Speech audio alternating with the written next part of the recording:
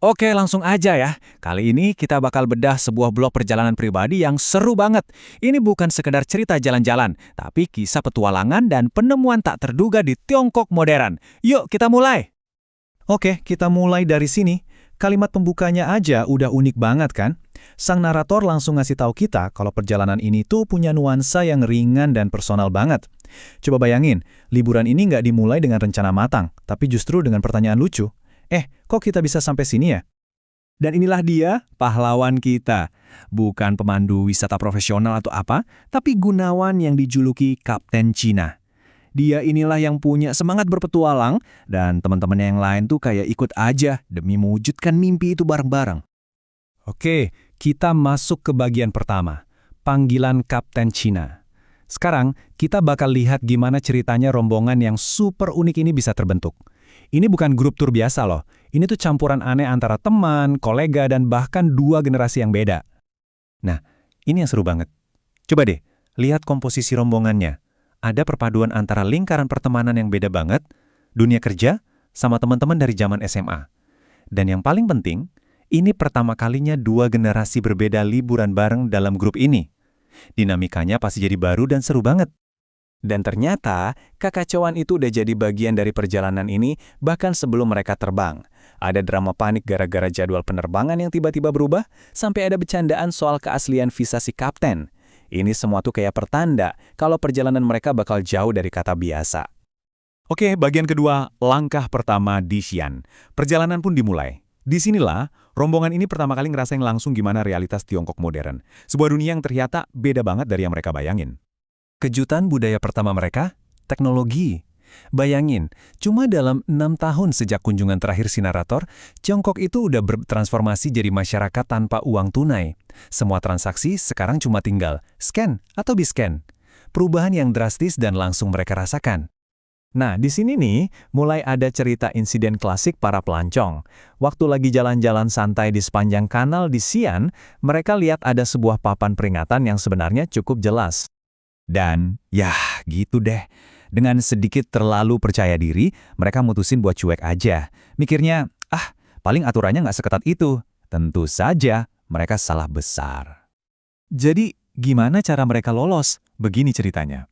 Mereka kejebak, bingung, terus ngelakuin hal paling cerdas, liatin penduduk lokal. Ternyata ada orang-orang lokal yang manjat pagar. Tanpa pikir panjang, mereka ikut aja.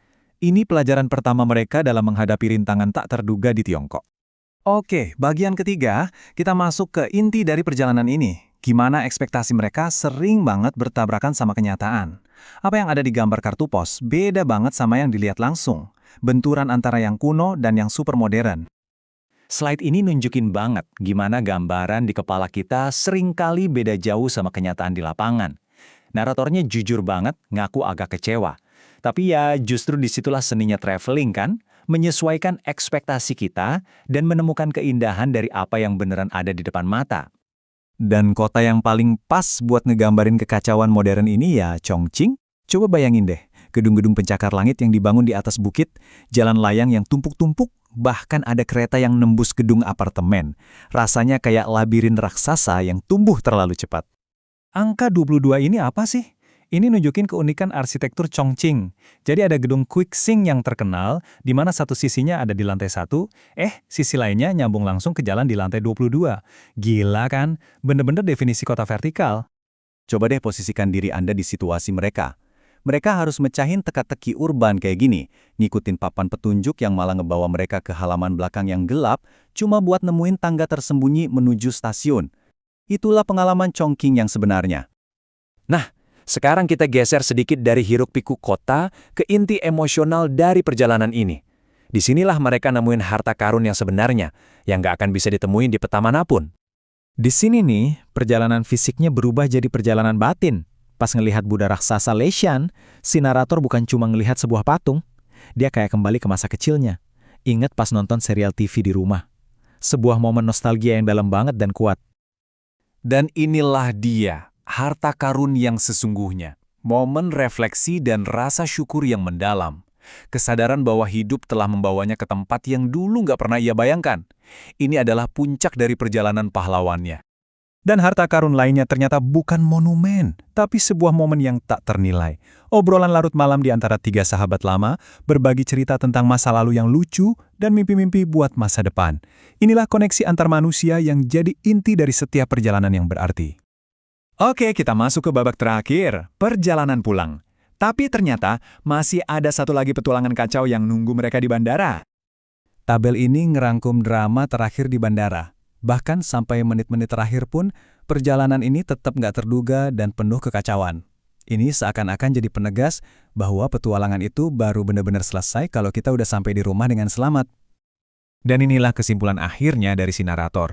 Walaupun banyak banget insiden, masalah, dan kekecewaan kecil, yang tersisa pada akhirnya adalah kenangan yang baik. Pengalaman positifnya jauh lebih berkesan daripada semua kerepotannya. Jadi, apa yang bisa kita renungkan dari sini? Perjalanan yang dimulai tanpa alasan yang jelas ini justru menghasilkan penemuan yang paling berharga. Refleksi diri, persahabatan, dan momen-momen tak terlupakan. Mungkin ini jadi pertanyaan buat kita semua ya. Harta karun apa yang menanti kita kalau kita berani sedikit menyimpang dari rencana?